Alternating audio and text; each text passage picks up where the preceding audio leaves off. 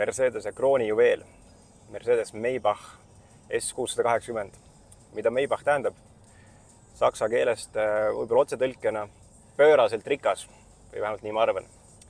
Igatahes 6-liitrine V12, 450 kilovatti, 900 newtonit väänet ja 4,5 sekund 100-ni. See muidugi kõik on äärmiselt ebaoluline, sest et siin rooli taga on lihtsalt niivõrd fantastiliselt mõnus olla. Aga tegelikult tahaks rohkem seal tagaistmel istuda.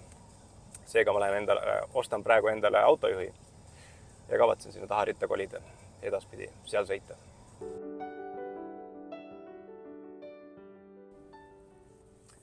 Siin taga on lihtsalt fantastiliselt mõnus. Väike padi peal, saad istmelastele mõnusalt lebosse. Pikka otsa oleks fantastiline sõita. Ühesõnaga auto pealt kokku hoiaks. Kui tahad, et sind sõidutatakse, siis Maybach. Selleks on muud kohad, kus kokku hoida.